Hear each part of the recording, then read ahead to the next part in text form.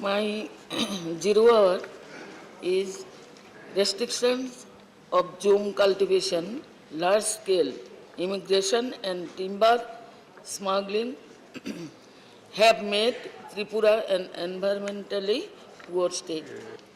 Sir, Bratokumar Young, a farmer from Gachirai Para, village of Dosda block in the Islamic dominated Dholai district.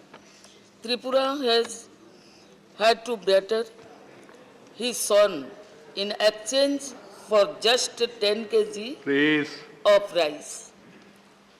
10 kg of rice, unable to feed his family. Riang first sold his cattle, and when the situation got rough, he sold his 4-year-old son to his neighbor, who was a little bitter of than him. Tripura largely being a hilly state, the total cultivated area in limited. Since there are restrictions on Zoom, the people had no option but to depend on the public distribution system for food. This destroyed the self-sustained economy of the tribal villages in the hill tracts. West Tripura, which had up to 5 major reserve forests, even in the early 70s, is totally degraded now, except for the Sipaizola Reserve Forest. We have been able to save that because of houses a forest guards, Ma, you have to speak. and has You more have to security speak. cover. You have to speak, not read. Security cover than most others, says P.N. Rai, She is Principal capable. of Conservator She is of very Forest capable. in Tripura. Sometimes the insurgents are involved, while at other times forest guards. But mostly it is pachar aided by people on the both sides of the totally false border. Sir, I request to the Department Forest and the Public Distribution System of Food Minister through you, the kindly see the serious matter of Thank you. the issue. Sir Nazarji. Dr. Santanu Sen. Good morning. My topic is of immense importance on need for better health services and education for adolescent women. Sir, India has the largest adolescent population, nearly 253 million. This number is of the adolescent population. Every fifth person in India belongs to the age group between 15 to 19. Sir, during COVID pandemic, the World of India's Girls' Wings 2022, they did a study in 4 states, Maharashtra, Delhi, Bihar and Telangana. And they have recorded that maximum 51% of the adolescent girls, they have the access to the healthcare service, and less 49% they don't have the access. Sir. Sir, let me cite some examples. The problems they suffer from: lack of education. Sir, National Commission for Protection of Child Right, NCPCR, says 40% do not attend schools. Out of the school, dropout school, amongst the dropout students in the world, it is the 10th largest. India is the 10th largest country in the world. Unfortunately, we are having a project called Beti Bachao, Beti Padhao, but unfortunately, 75% of the total fund allocated for this project is spent for advertisement purposes. Sir, menstrual hygiene, another very important issue. Reproductive and sexual health. Sir, mental and psychological health. Sir, India shoulders 36.6% of total suicidal case in the world. And out of 15 to 19 age group, the suicide cases even surpass the cases of maternal mortality, sir. Sir, this age group suffers from tremendous injuries at different point of times. Gender-based violence, alcohol and drug abuse. In these cases, 20% more, the rural adolescent women are affected more than the urban adolescent women. Excessive tobacco use, HIV, other infectious disease, early pregnancy. Sir, under the age group of 16, the early pregnancy rate is 22.6%. and below 13 years, the age rate is 2.6%. 57% of them are anemic, 42% are malnourished and underweight. They are suffering from tremendous mental issues, sir. Sir, investment in adolescent health will yield demographic and economic dividends for the country. Come to our Bengal, we run Kannaship project to promote education up to the postdoctorate level. We provide cycle to access the school by Sabut Sati project.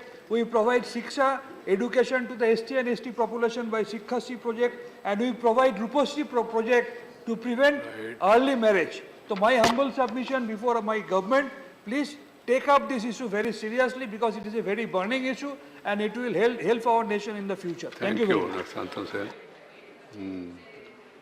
Sri Vijay Paul Singh Tomar. Sri Vijay Paul Singh. धन्यवाद माननीय सभापति महोदय।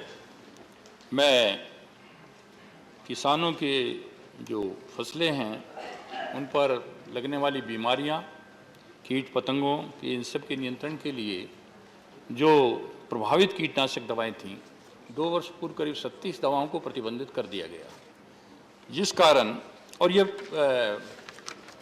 बहुत लंबे समय तक कई दशकों से प्रचलित दवाई थी, किसानों को कोई आपत्ति भी नहीं थी, लेकिन इनके बंद होने से और विकल्प के रूप में कोई दवा उपलब्ध न होने से बीमारियों से बड़ी नुकसान हो रहा है। इस साल भी दक्षिण भारत के कई राज्यों में मिर्ची पे बीमारी कई हजार करोड़ का नुकसान उसमें हुआ है। मानवर इससे जो बाहर से आयात की जा रही है वो दवा ना तो कारगर है और कई गुना ज़्यादा कीमत की किसानों को देनी पड़ती है, और इससे जो आयात है जो 19-20 में करीब 9,000 करोड़ रुपए का था वो बढ़कर 12,400 करोड़ का हो गया है। मानवर इसके पीछे कारण है कि जो भारतीय उत्पाद हैं इसके कीटनाशक दवाओं के वो सस्ते भी हैं, प्रभावी भी हैं, उनकी गुणवत्ता अच्छी होने के कारण विकसित देशों में भारी मात्रा में उनकी मांग बढ़ रही है, और यही कारण है कि 19-20 में जो आयात 23,700 करोड़ का था वो 20-21 में 26,500 करोड़ का हो गया। इससे भारतीय कंपनी, अंतर्राष्ट्रीय बाजार की ताकतें भारतीय कंपनियों के कृषि रसायनों की विश्व बाजार में बढ़ती हिस्सेदारी से दुखी हैं और पिछले वर्षों से तरह तरह के हथकंडे अपना रही हैं, यहाँ तक कि कुछ एनजीओज को विदेशों से फंडिंग करके वो हमारे जो जेनिक मॉलिक्यूल्स हैं, भारत के जो जेनेरिक मॉलिक्यूल्स हैं, उनको बदनाम करने की कोशिश की जा रही है। मैं आपके माध्यम से ये आग्रह करना चाहूँगा कि जो प्रतिबंधित हैं, यदि विकल्प मौजूद नहीं है तो उनको प्रतिबंध से हटाया जाए ताकि किसान उसका उपयोग कर सकें, तो किसानों को भारी कीमत चुकानी पड़ रही है और बहुराष्ट्रीय कंपनियां लूट मचाएं। धन्यवाद। Thank you Vijay Pal ji. Shri Neeraj Dhangi. Thank you so much, Honorable Chairman, sir. Sir, in our country, sir, all the upcoming and newly entered sports person of shooting sports are unable to import the air weapons of .177 inch or 4.5 mm caliber bore, those who are willing to play at the district and the national levels because of the SAT norms as given by the Ministry of Commerce and Industries and the DGFT, the Director General of the Foreign Trade. As on today, the law says the air weapons which are allowed to be imported duty-free or GST-free, those are allowed by only by the renowned shooters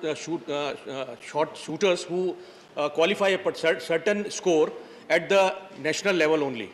And that is defined under the 17.6, which is decided by the National Rifle Shooting Association of India's handbook, as it is allowed by the Ministry of Commerce and the DGFT notifications in Chapter 93 of ITCHS. The import of the air weapons which do not require to be registered for the arms license should be allowed for all the citizens who are seriously adopting this sports, shooting sports as sports persons.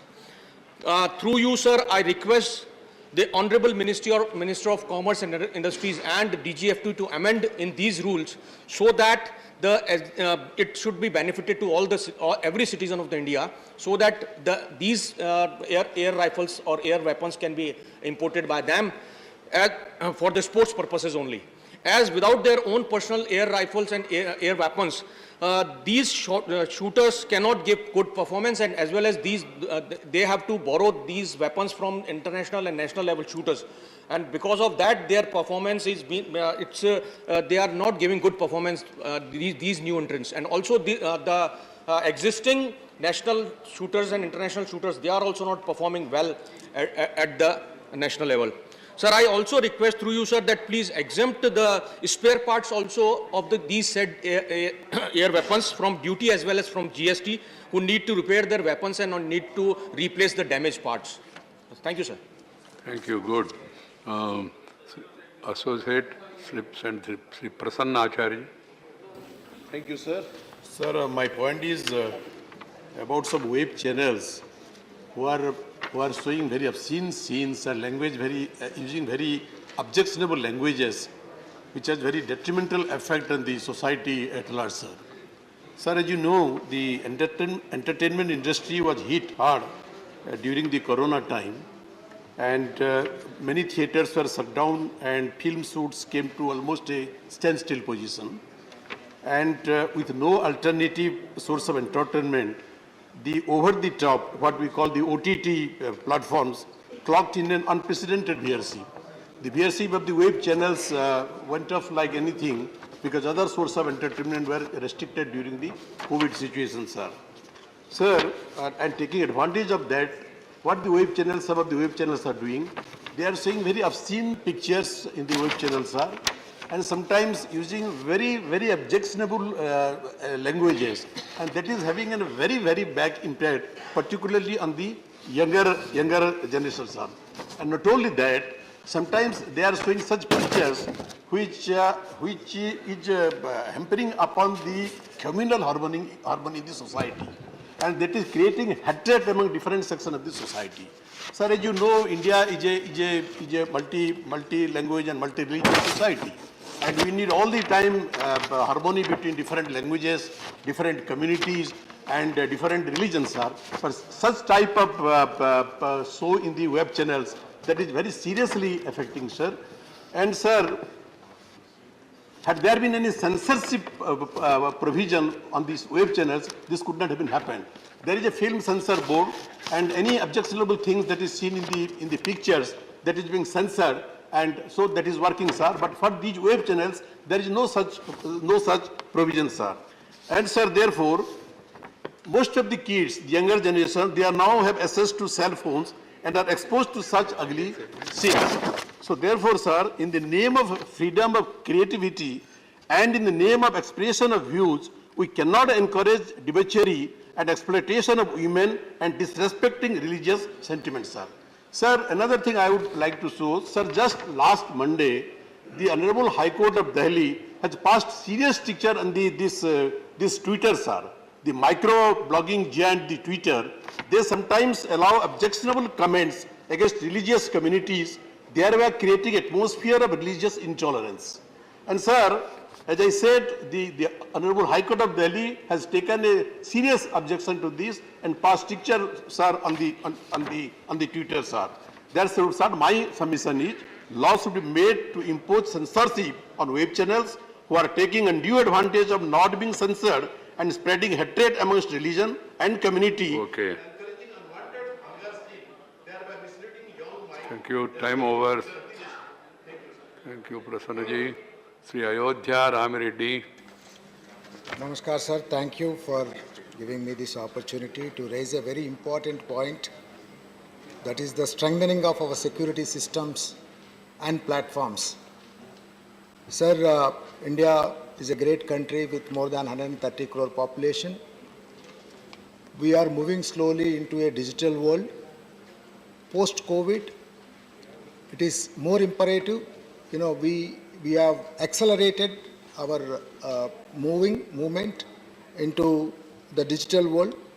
But the current situation around Russia-Ukraine conflict has exposed us to the vulnerabilities of human lives, along with other aspects relating to the national security, infrastructure, communication linkages, and displacement of a large number of populations to neighboring countries. Sir, at the time of conflict situations, countries are also faced with economic and communication blockades, affecting transfer of vital information and data, which are a part of any modern nation's lifeline, including banking operations, payment systems, and many other technological interfaces. that people are used to on their daily livings. A blockade in internet or platforms which operate on the basis of internet connectivity will also be affected, and the entire country can be in a crisis situation within no time. In this respect, we as a nation should be well prepared to deal with such a scenario without affecting our country's security, not only in terms of defense, but in terms of economic and communication related security, including financial transactions and banking security. Sir, it is important that we should have a proper strategy and planning to meet such challenges based on happenings in such an eventuality. We should strengthen our own systems and protocols and also do everything possible for us to be ready with our own systems and to reduce dependence on others so that we are insulated a maximum from external intervention and manipulation by other countries in times of crisis. Such preparedness will help us to develop our own systems and procedures, will help the nation in long run. Instead of we depending on others, a situation will arise. Others may be wanting to use our technology and infrastructure. Thank you, sir. Thank you. Sri M. Shanmugam. Thank you, Chairman, sir. Regarding the Indian Labour Conference, the Indian Labour Conference is the mini parliament of the labour. It was the first Indian Labour Conference was convened in 1940, chaired by the A. Ramsay Mollier, the eminent economist. Subsequently, Baba Sahib Ambedkar has also headed. Within the 1940 and 48, there are 6 or 7 conferences have been held. All the labour laws are consolidated and bring in a central law for the labours, and it has been still it is prevailing for the helpful of the labours. But once in a year, this labour conference has to conduct. Sometimes twice in a year it may be. But in 2015, the 45th Labour Conference was convened by this government. The Honourable Prime Minister Narendra Modi has also joined with that and he has given the lecture. The Labour Conference is the best tripartite mechanism. Employer and employee and the government all participated and discussed about all the labour matters. After 2015, this Labour Conference suspended. So far, no conference has been held. So, all the 12 trade unions, recognized trade unions, we join together. We are asking them to convene the ILC, Indian Labour Conference, to discuss about all the labour matters. Yesterday, day before yesterday, 2 days, more than 30 crores of workmen has joined to the strike, and you know very well about it also. So our demand is it has to be discussed for control the price rise, everything for the common people. Right. So I urge the government to convene the Indian Labour Conference as early as possible and discuss all those the labour matters. Thank you very much, sir. Thank you, sir. Send slips. Dr. Narendra Jadhav.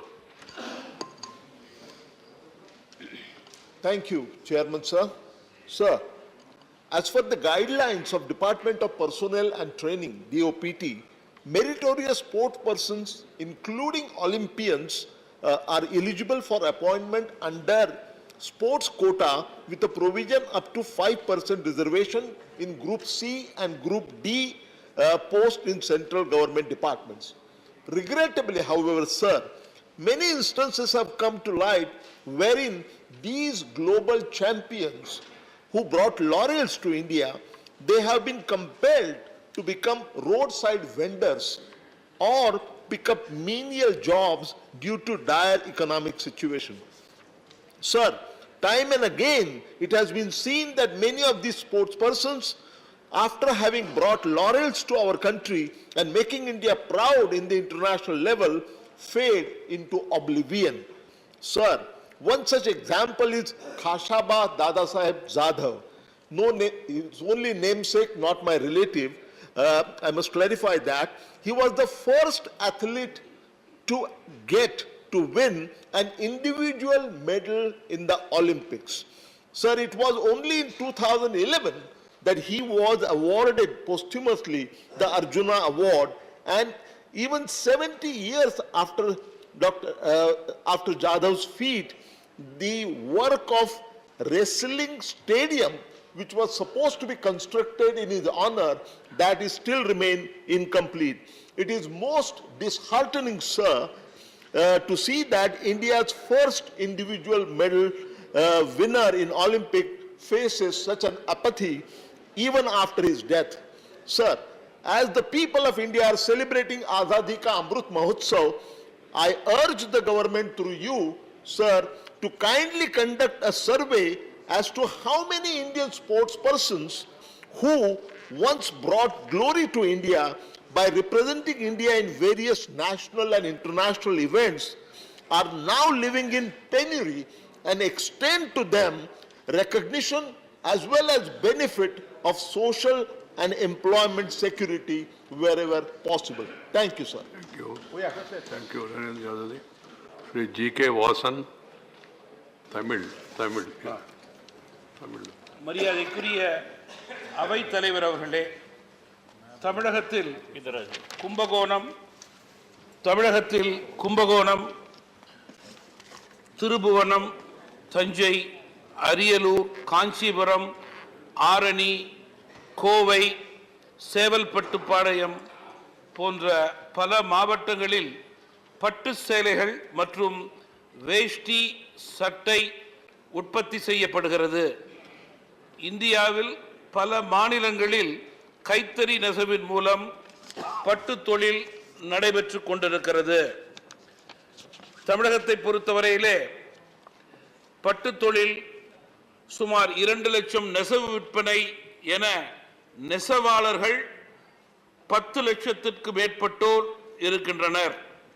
தமிழகத்தில் பட்டு தொழிலுக்கு தேவையான கோரப்பட்டு தமிழகத்தில் உற்பத்தி செய்யப்படுவதில் கர்நாடகா 50%, மேற்கு வங்கம் மற்றும் வெளிநாட்டிலிருந்து இறக்குமதி செய்யப்படுகிறது. கடந்த 6 மாதங்களுக்கு முன்பு 1 கிலோ பட்டு ரூபாய் 3500க்கு விற்பனையானது. தற்சமயம் 1 கிலோ பட்டு ரூபாய் 7500லிருந்து ரூபாய் 8000க்கு விற்கப்படுகிறது. கிட்டத்தட்ட 100% மேல் விலை உயர்ந்திருக்கிறது. இதனால் சேலை உற்பத்தியாளர்களுக்கு உரிய விலை கிடைக்கவில்லை. உற்பத்தியாளர்கள், தயாரிப்பாளர்கள் உற்பத்தியை நிறுத்தி வைக்கக்கூடிய சூழல். நெசவாளர்களுக்கு வேலை கிடைக்கவில்லை. எனவே மத்திய மாநில அரசுகள் பட்டு கைத்தறி தொழிலுக்கு தேவையான பட்டினை உடனடியாக விலை குறைப்பதற்கு நடவடிக்கை எடுக்க வேண்டும் என்று கேட்டுக்கொள்கிறேன். மேலும் வெளிநாட்டிலிருந்து இறக்குமதி தட்டுப்பாடின்றி கிடைக்க செய்து விலை குறைப்பு செய்திட கேட்டுக்கொள்கிறேன். நன்றி. Thank you. He wanted the government to help the weavers, and also highlighted that the raw silk cost has gone up considerably, and it's finding difficult for these weavers. I understand it because I am a neighbor.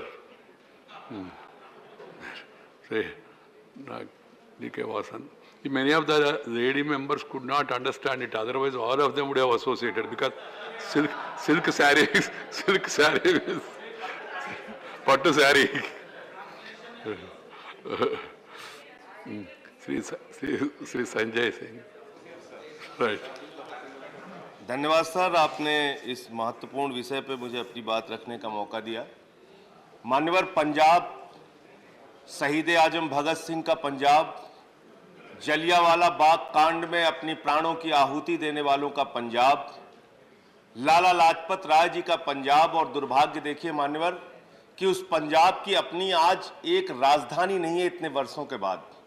1966 में मान्यवर पुनर्गठन act के तहत चंडीगढ़ में यह नियम बनाया गया मान्यवर कि 60% पंजाब के कर्मचारी होंगे, 40% हरियाणा के कर्मचारी होंगे, और जो 60% पंजाब के कर्मचारी होंगे मान्यवर, उसमें पंजाब के सर्विस के नियम उनके ऊपर लागू होंगे। अभी केंद्र सरकार ने एक फैसला लिया मान्यवर, जिसमें यह कह रहे हैं कि चंडीगढ़ के अंदर केंद्र सरकार की सेवा नियमावली लागू होगी, केंद्र सरकार के सर्विस रूल्स वहां पे लागू होंगे।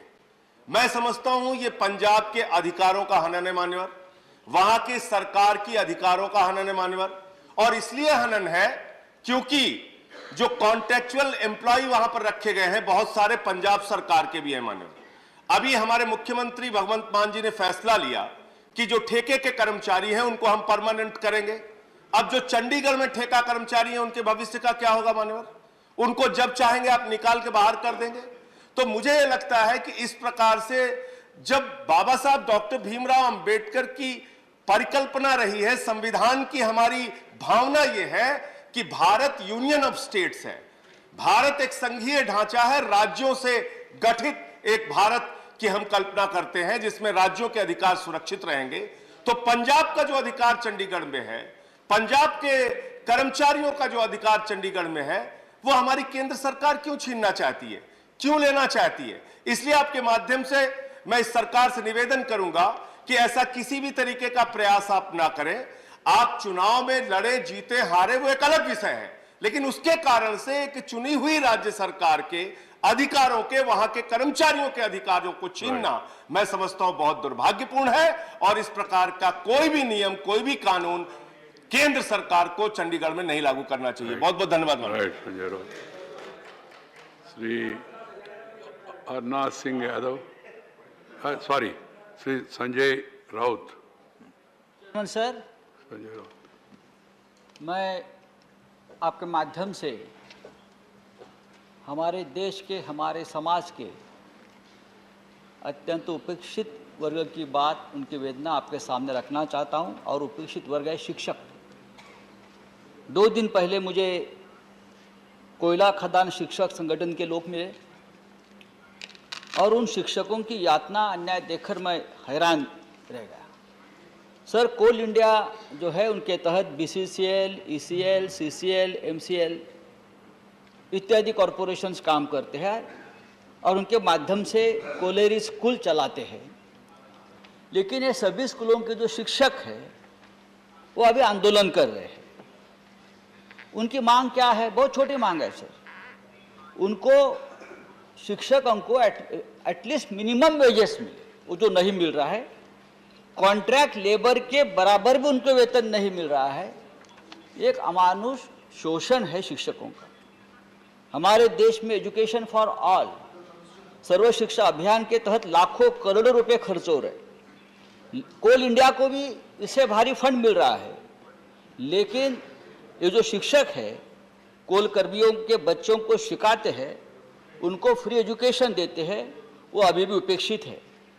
करीब 40-45 साल से ये कोलेरी स्कूल जो है उनके जरिए गरीब परिवार बच्चों को पढ़ाया जाता है, लेकिन उन बच्चों को पढ़ाने वाले शिक्षक आज भी उपेक्षित है। देश भर में कोल इंडिया के करीब 2000 शिक्षक हैं और जिनको सिर्फ 5 या 4 हज़ार रुपये की मामूली सैलरी मिलते हैं, वो भी 6-6, 7-7 महीने तक उनको इंतज़ार करना पड़ता है और आफ्टर रिटायरमेंट उनको एक पैसा भी उनको लाभ में नहीं मिलता है। अब ये शिक्षक भूखे रहेंगे, उनके परिवार भूखे रहेंगे, तो क्या लोगों को, बच्चों को शिक्षा देंगे? सर, कोल इंडिया में आज भी पैसा पानी की तरह बहाया जाता है। एक तरफ कोयला खदान शिक्षकों को मिनिमम वेज नहीं मिल रहा है, और दूसरी तरफ कोल इंडिया लिमिटेड में कमर्शियल एजुकेशन इंस्टीट्यूट को करोड़ों रुपया बांटा जा रहा है सर। पिछले 5 साल में कोल इंडिया और उसके सब्सिडीज ने लगभग 2000 करोड़ रुपए CSR के तहत खर्चा किया है, लेकिन अपने ही शिक्षकों को वेतन देने के लिए उनके पास पैसा नहीं है। ये बहुत दुखद बात है। मैं सरकार से आग्रह करता हूं कि 16वीं लोकसभा की स्थायी समिति कोल की 14वीं रिपोर्ट के आदेश के अनुसार ऐसे शिक्षकों को राज्य सरकार के शिक्षक के बराबर सैलरी दी जाए और ये जो शिक्षक है उनका जीवन मान सुधार। धन्यवाद। कोल मिनिस्ट्री प्रहलाद जोशी जी ना, MOS है, उसको थोड़ा नोट करके मुरली जी नोट करके मंत्री जी के ध्यान में लाना। तो श्री हरनाथ सिंह यादव। माननीय सभापति जी, मैं आपके माध्यम से हमारे देश की न्यायिक प्रक्रिया के संबंध में एक मस्तिष्क को हिला देने वाले एक मुकदमे की ओर सदन और सरकार का ध्यान आकर्षित करना चाहता हूँ। माननीय प्रयागराज जनपद का एक गांव है नैनी चक्का। वहाँ का एक मुकदमा जमीन विवाद को लेकर के 1969 में अपर मुख्य न्यायिक मजिस्ट्रेट की अदालत में दायर हुआ। उस विवाद का अंतिम निर्णय अभी 1 माह पूर्व 2022 में आया है। माननीय 7 विस्वा जमीन के विवाद निपटारे में 52 साल लगे। 56 जजों ने सुनवाई किया और निर्णय आने से पहले 7 याचिकाओं में से 6 स्वर्गवासी हो गए। हमारे देश की न्यायिक प्रक्रिया की वस्तु स्थिति समझने के लिए यह एक उदाहरण पर्याप्त है। महोदय, कहा जाता है कि न्याय में देरी अन्याय है, अर्थात देर से मिले न्याय की कोई सार्थकता नहीं होती है। हमारे देश में न्यायिक व्यवस्था का अपना अलग महत्व है और अनेक खामियों के बावजूद न्यायपालिका के प्रति अभी भी जनता का अगाध विश्वास बना हुआ है।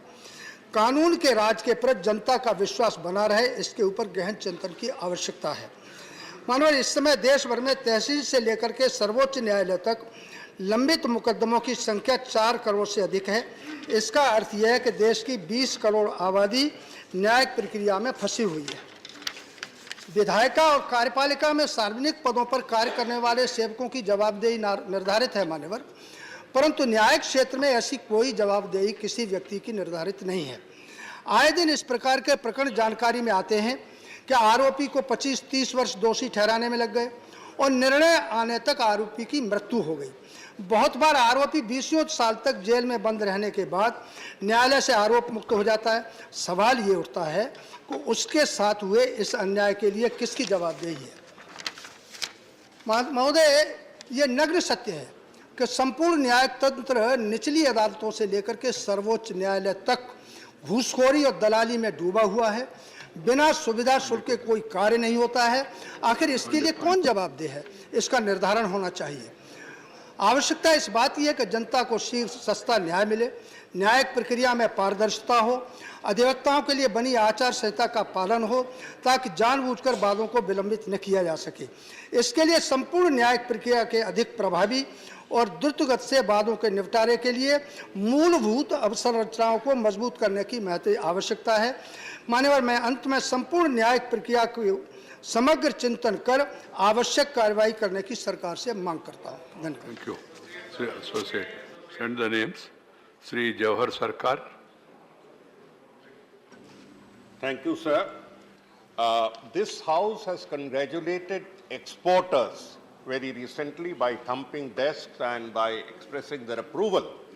But we need to take a look at the actual reality of where these exporters are being harassed by the system.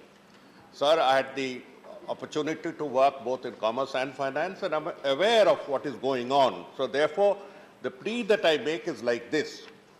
Computerization and faceless assessment of income tax has served its purpose, is serving a good purpose. I have no doubt about it. But having said that, it has cut down, it has expedited disposal, cut down malpractices, but the same should be extended in letter and spirit to GST. As you are aware, I mean, even in direct taxes, of course, there are issues of appeals and delays of hearings, but we will let that pass. Where exports are concerned, as you know, exporters are entitled to a reimbursement of the GST paid. This reimbursement of GST was small in amount and therefore continuing somewhat in a regular manner. But of late, with the increase in GST rates and increase in value, the amount has become so big for most exporters that they are being put into unnecessary trouble. Even the major problem is, I'll explain a particular example. A class of exporters go to claim their refund of GST, and just one word is put on their assessment saying mismatch. Mismatch. And that once the word mismatch goes, other bills are passed. Therefore, the word goes around that you come and meet us. I'm not saying that corruption is particular to any government. It has been happening, and but all we need to do is, in a transparent system, make it more difficult to be that. Now, I'm suggesting the way out also, sir. This everything is on computer. We know who claimed what on what date. When a simple, dangerous word like mismatch is put, it needs to be explained in the public domain what was mismatch. Number one. Number two, if it is on the net, vigilance and other officials can see. And number three, when number is skipped and payments made, it's cause for concern. Don't jump numbers without a particular cause. Sir, if you kindly, if the Finance Ministry adopts this practice, they will be able to improve not only GST operationalization, but also help the cause of exports at a time when we direly need foreign exchange. Thank you, sir. Thank you, George. This suggestion is worth considering. If it is happening, it should be addressed to Srimati Phulo Devi Netam. अध्यक्ष महोदय, आपने ये महत्वपूर्ण विषय पे बोलने का ध्यान आकर्षण करने का मौका दिया, आपको बहुत बहुत धन्यवाद देती हूँ।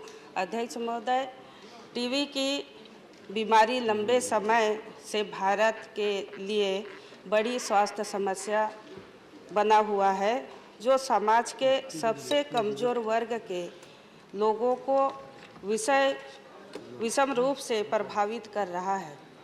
WHO की ग्लोबल टीवी रिपोर्ट 2021 के अनुसार 26 लाख टीवी मरीज यानी विश्व के 1/4 भारत में है।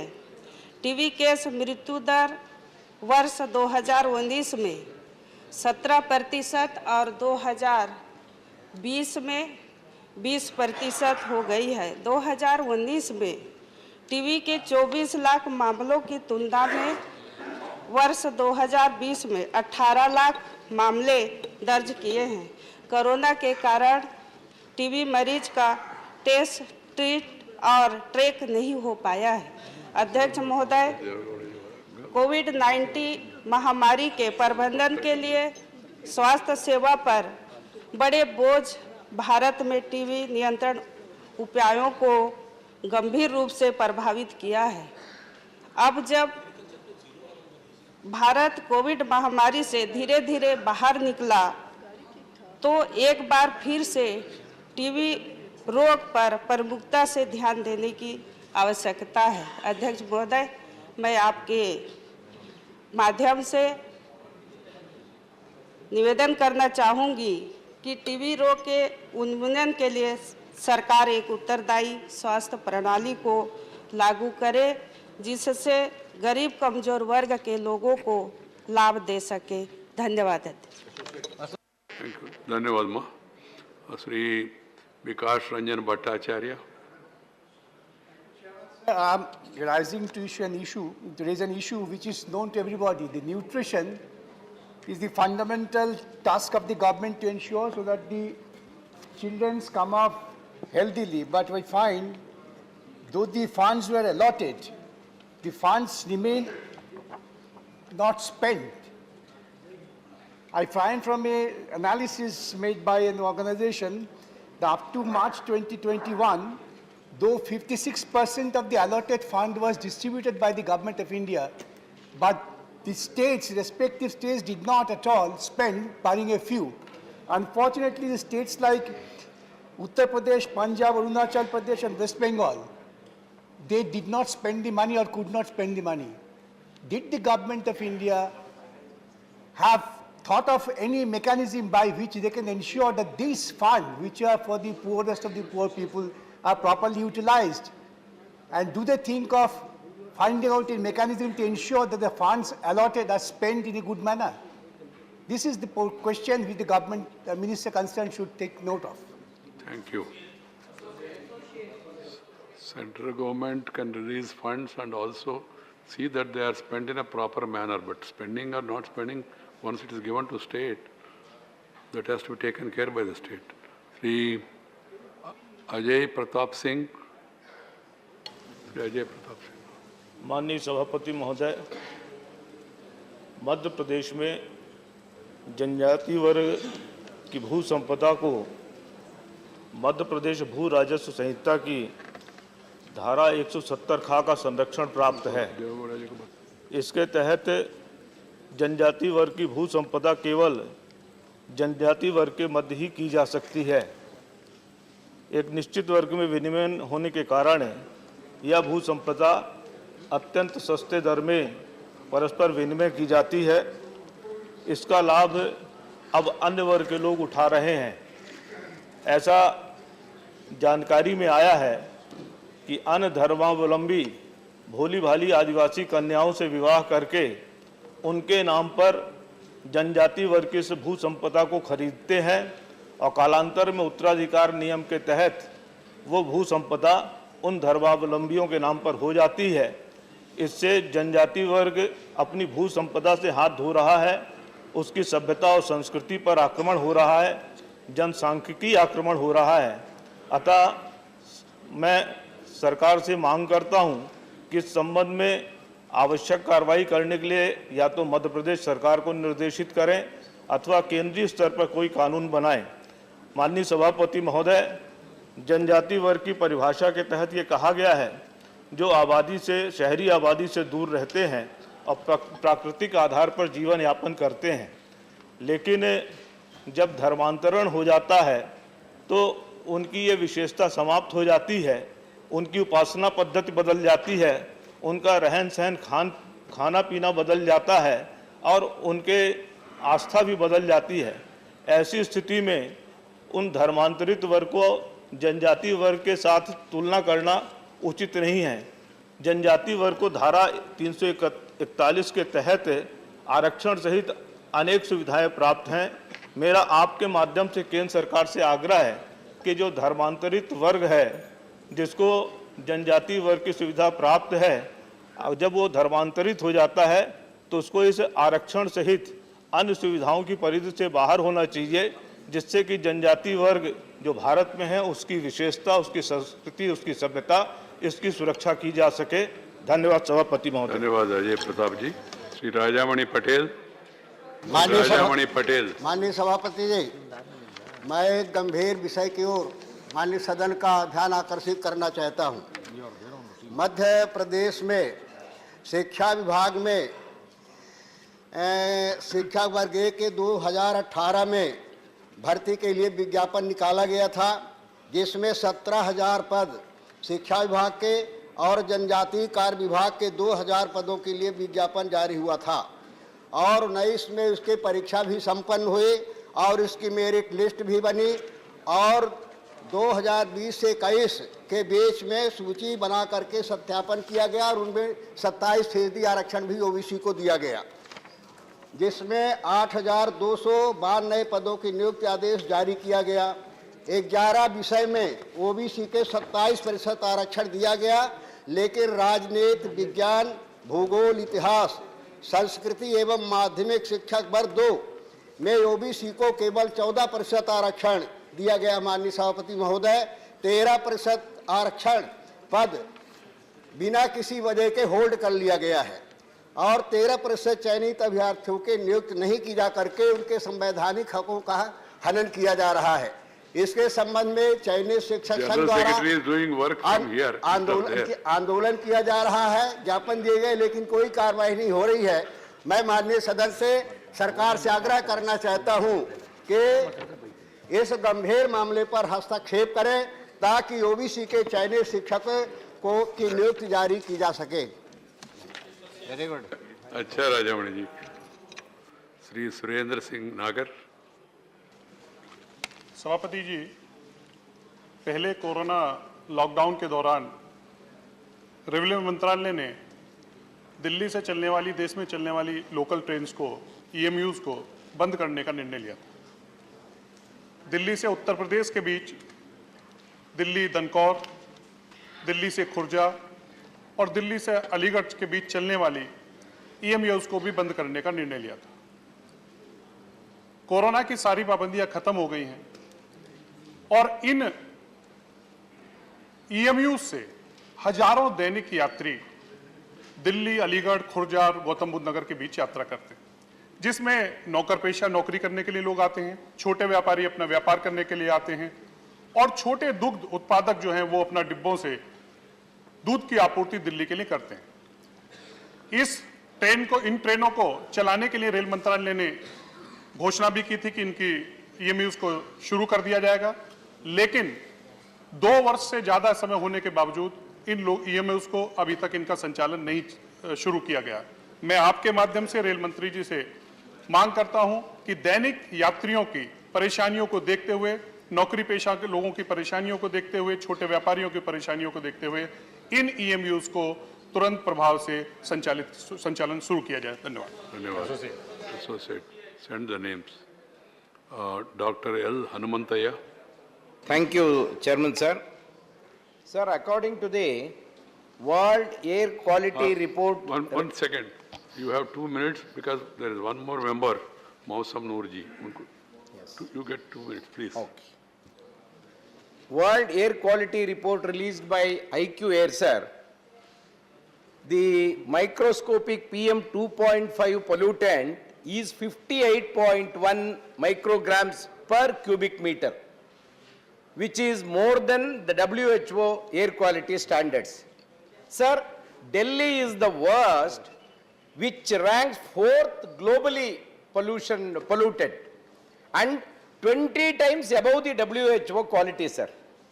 So, top 10-15 more polluted cities in the globally are in India. Sir, list of 100 more polluted cities, 63 are in India, sir, which is very scaring, and we have to be very careful and take action on this. Sir, the report says residents of Delhi and Lucknow and surrounding cities, their life expectancy a decade less because of this air pollution. That is what, otherwise they would have lived 1 decade more than what they are living now. So this is the report, sir. Sir, all metro cities of the country, except Chennai, the air pollution levels in the year 2021 is expected more than the available cities in the country. Sir, the economic cost of the crisis in India is estimated $150 billion. That is what is expected. Sir, my suggestion is, at least the major problem is vehicular emission and industrial pollution. Sir, I request the government, at least they should take all metro cities to be on CNG so that the pollution will come down. And planting of trees has to be made mandatory. That is what my request is. So thank you, sir. So, as my colleague has already stated many datas, I would like to just add that in India, Bhiwadi in Rajasthan, closely followed by Ghaziabad in UP, occupy the first and second most polluted cities in India. So, in the list of the most polluted countries in the world, India ranks 5th. And so it is very alarming that the levels of PM 2.5, a marker of the severity of pollution, is high throughout the country, with no city in the country meeting the safe limit of 5 micrograms per cubic meters. Sir, a recent report has revealed that the air pollution will reduce the life expectancy of 40% of Indians 9 years, causing 1 death every minute. Sir, therefore, I would, sir, like to request that, sir, every citizen of a country has the right to clean air. So I would request the government to take adequate measures to improve the air quality of our country. Thank you, Mosam ji. Sri Deepak Prakash, 2 minutes, because there are 2 more people. Sir, Jharkhand के साहेबगंज जिला में पवित्र गंगा का धारा प्रवाह होती है sir, और वहाँ पर पिछले दिनों में सर, वहाँ पर पानी जहाज, जिसको वहाँ पर फेरी कहा जा सकता है, उसके डूबने से करीब 50 लोगों की मृत्यु हो गई सर। हमको सब लोगों को जानकारी है सर कि वहाँ पर फेरी और पानी जहाज रात को चलने की उसमें अनुमति प्रदान नहीं की गई है, लेकिन सर दिन में कम वहाँ पर पानी जहाज चलता है, रात को ज़्यादा चलता है। इसके पीछे कारण क्या है सर कि वहाँ पर जो खनन माफिया है सर, खनिज संपदा की जो लूटते हैं सर, वे लोग वहाँ पर रात को उसी के माध्यम से लोगों को तस्करी करने का काम करते हैं सर। वो पानी जहाज खनिज संपदा की तस्करी का मुख्य स्रोत बन गया है, परिचालन का वो कारण बन गया है सर। मेरा आपसे निवेदन है सर, निवेदन है कि सर उसमें 50 लोगों की मृत्यु हुई है सर, और खनिज संपदा वहाँ पर इस प्रकार से तस्करी हो रही है, अवैध खनन हो रहा है कि कई पहाड़े वहाँ पर सपाचट हो चुका है सर। इसलिए मेरा आग्रह और निवेदन है सर कि ये तस्करी बंगाल में जाता है सर, वहाँ से खनिज संपदा बिहार में जाता है और बांग्लादेश में भी जाता है। इसलिए इसकी जांच कोई एक राज्य नहीं करा सकती है, इसलिए इसकी जांच सीबीआई से कराई जाए और उचित मुआवजा दिया जाए जिन लोगों की मौतें हुई है सर। बहुत बहुत धन्यवाद सर। धन्यवाद दीपक जी। श्री दीपेंद्र सिंह हुदा। साहब महोदय, कश्मीरी पंडित हमारे देश में एक ऐसा वर्ग है जिसको अपने ही देश में, अपनी मातृभूमि में विस्थापित कहलाना पड़ा। आज उनकी पीड़ा पे नई पीढ़ी में एक मंथन हो रहा है देश में। जम्मू के बाहर कश्मीरी पंडित सबसे ज़्यादा दिल्ली और हरियाणा के एनसीआर क्षेत्र में यहाँ पर आकर बसे हैं। इनके लिए अलग अलग सरकारों की अलग अलग नीतियाँ रही हैं। हरियाणा की पूर्ववर्ती हुड्डा सरकार ने आर्थिक सहायता की नीति शुरू करी थी, जो 2005 से शुरू करके समय समय पर बढ़ाकर 2014 तक 5,000 प्रति व्यक्ति आर्थिक सहायता की नीति चल रही थी। हरियाणा की मौजूदा सरकार में वो नीति बंद है। एक और तो वहाँ हरियाणा में बंद है, दूसरी ओर दिल्ली में मात्र 3,000 रुपये प्रति माह की आर्थिक सहायता दी जा रही है। सरकार को एक और तो 1 प्लेस सेटलमेंट, कश्मीर वैली के अंदर जमीन एक्वायर कर एक सैटेलाइट टाउनशिप 1 प्लेस सेटलमेंट की ओर पुरजोर प्रयास करने चाहिए। तो दूसरी ओर पूरे देश में हर प्रदेश सरकार को एक सी नीति, हर जगह हरियाणा में 2014 तक 5,000 रुपये प्रति माह की सहायता मिल रही थी। अब महंगाई को देखते हुए कम से कम दुगनी तो होनी ही चाहिए, और हर प्रदेश में, चाहे दिल्ली हो चाहे हरियाणा हो, हर जगह एक सी आर्थिक सहायता की नीति लागू करवानी चाहिए, ऐसी मेरी मांग। धन्यवाद दीपेंद्र सिंह, धन्यवाद। Question hour Sasmit Patra will preside over the question hour today is retiring this thing. 286, Sri Neeraj Shekhar.